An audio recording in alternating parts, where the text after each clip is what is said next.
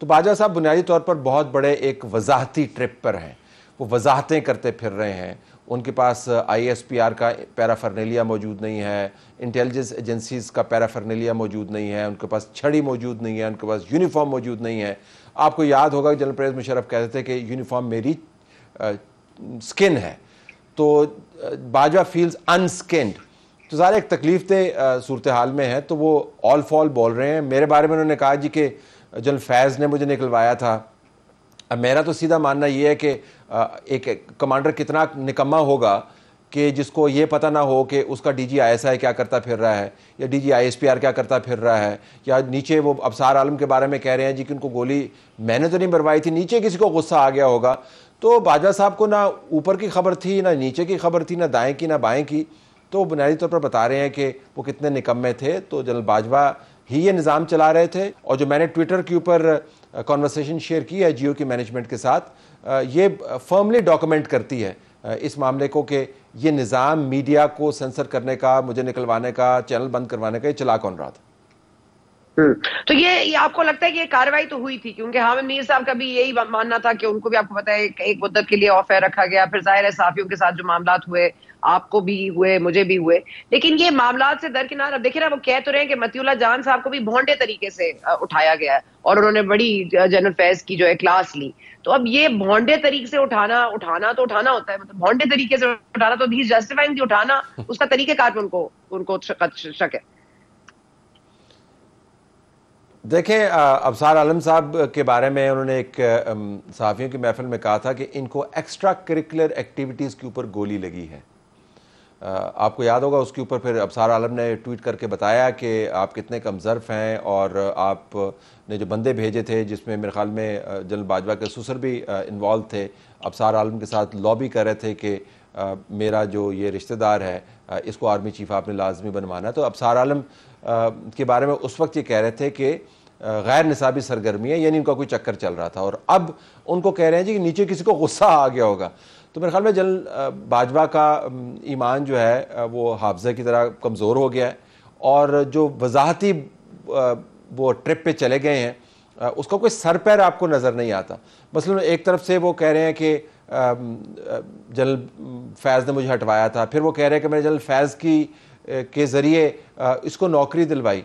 तो मैंने तो 2018 के बाद मुझे तो कोई नौकरी नहीं मिली। तो मैं जानना चाहता हूँ ना कि कौन सी नौकरी मिली, तो मैं उसकी तलाश में भी हूँ कि जो नौकरी मुझे नहीं पता मुझे मिली है, ना मैंने की है, लेकिन वो कह रहे हैं उन्होंने मुझे दी है। और जिस किस्म की सेंसरशिप थी, और मैंने अपने व्लॉग में आपको बताया कि मैं लिख रहा था उस वक्त, एक छोटा सा कॉलम इंग्लिश का करता होता था गल्फ न्यूज़ के डिजिटल प्लेटफॉर्म के लिए। Bajwa had it stopped. When I say Bajwa, I mean the system, it was run by Bajwa. यहाँ पे एक मुकामी वेबसाइट के लिए उर्दू में कॉलम लिखता था, ही हैड इट स्टॉप्ड। मेरा हम के साथ कॉन्ट्रैक्ट हुआ, ही हैड इट सबवर्टेड। तो जो बंदा ये करता रहा हो, तो वो जब कहे जी कि मैं उसके पास गया हूँ नौकरी के लिए, इट्स एब्सोल्यूट एब्सर्डिटी।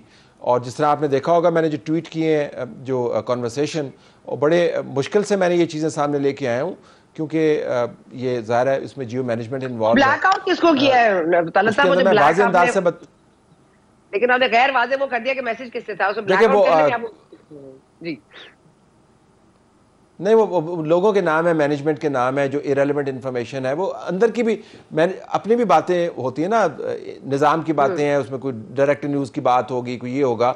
इसके अलावा कोई मैंने उसको एडिट करके कोई खास मैसेज क्रिएट करने की कोशिश नहीं की। मैं आपको उनका ओरिजिनल भेज दूंगा, आप उसको खुद देख लीजिए। तो आपको किया गया कि इस ट्वीट को डिलीट करवा दें, फलां करवा दें। तो मैं ये जानना चाहती हूँ कि जो वो कंट्रोल था वो बाजवा साहब कर रहे थे, but I did not.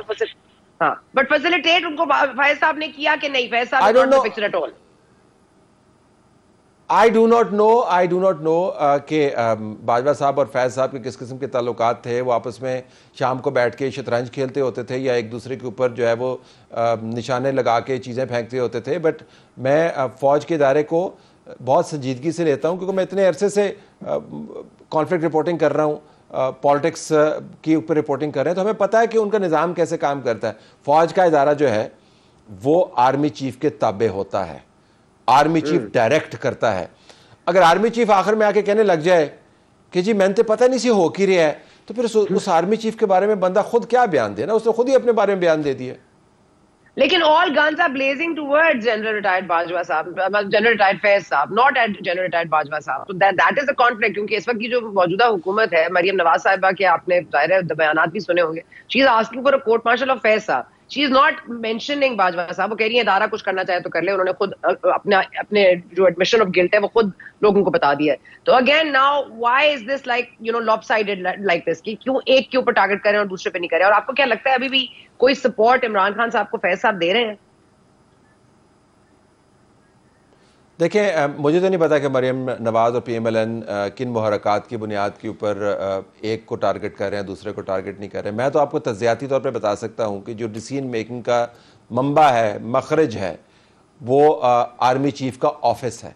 Army chief के ऑफिस के ताबे सारी पॉलिसियाँ बनती हैं। आर्मी चीफ के ऑफिस के ताबे कंसल्टेटिव प्रोसेस के ज़रिए पॉलिसी पैरामीटर्स तैयार होते हैं। और ये हम जनरल बाजवा की बात नहीं कर रहे, ये किसी भी अच्छे आर्मी के इंस्टीट्यूशन को देखें, उसके अंदर क्योंकि देखें ना, अगर यूनिफॉर्मिटी ऑफ कमांड नहीं होगी तो फिर तो वो इदारे काम नहीं कर सकते। तो हमने जितना फौज के नज़म को देखा है उसके मुताबिक, तो अगर कोई मुझे ये बंदा आर्गूमेंट आके करता है कि जी इसके अंदर मेरे सामने ऐसे लोग काम कर रहे थे, रोग एलिमेंट्स हो गए ना, फिर तो रोग एलिमेंट्स हो गए, वो आपके डिसिप्लिन में नहीं है, आप उनको कंट्रोल नहीं कर पा रहे जी, तो वेरी डेंजरस आर्गूमेंट। तो बाजवा साहब जो हैं वो हमाकत के उस नुक्ते पर पहुंच गए, उनको अंदाज़ा नहीं है कि अपने इंस्टीट्यूशन के बारे में वो किस किस्म की गलत फहमियाँ फैला रहे हैं। और बैन अवी तौर पर जो बदतरीन प्रोपेगेंडा पाकिस्तान के इदारों के बारे में होता है वो इंटरनल डिविजन्स के ऊपर बुनियाद करता है। तो बाजवा साहब उसको री इन्फोर्स कर रहे हैं।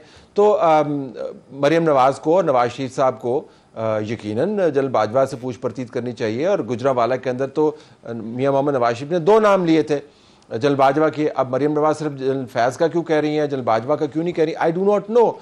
लेकिन मेरा जो मानना, मेरा तजर्बा, जो मुशाहिदा है, जो हमने थोड़ी सी पढ़ाई की हुई है अफवाज के बारे में दुनिया भर में मवाजना करते हुए, हम यही कहेंगे कि the responsibility goes upwards, it rest with the army chief. और फिर जनरल बाजवा जैसे लोग जो हैं वो अपनी एक्सटेंशन के लिए जब वो लॉबी कर रहे थे उस वक्त के चीफ जस्टिस खोसा साहब के साथ, तो आपका क्या ख्याल है कि जनरल फैज़ ने खुद ही उनको जाके फ़ोन कर दिया था कि जी आप ये एक्सटेंशन के ऊपर ये करिए, या तहरीक लबैक के साथ मुआहिदा जनरल फैज़ ने खुद कर लिया था? So I think it's completely absurd to make this proposition. मुझे पता नहीं था। That's more disturbing कि उनको पता नहीं था या उनके बगैर। जी एब्सोल्युटली, वही तो मैं गुजारिश कर रहा हूँ। ठीक है, तो आप ये बता दीजिएगा इस वक्त सिस्टम इन प्लेस है, आप समझते हैं ये नहीं हो रही है, ये धड़ेबाजी नहीं हो रही है? हो नहीं सकता। देखिए जी, आर्मी इस तरह काम नहीं करती ना। ये होता है कि आपका पॉइंट ऑफ व्यू हो, आप उसको एयर करें, हो सकता है अगर आप उसको फर्मली एयर करें तो इंटरनली जो है आपको कोई अच्छी पोस्टिंग ना मिले। मैं वैसे आपको बता रहा हूं, लेकिन ये नहीं हो सकता कि आप अंदर बैठे हो, फौज के डिसिप्लिन के अंदर हो और आप जो है एक अपनी फौज चला रहे हो। You can't have 2 commanders in one army.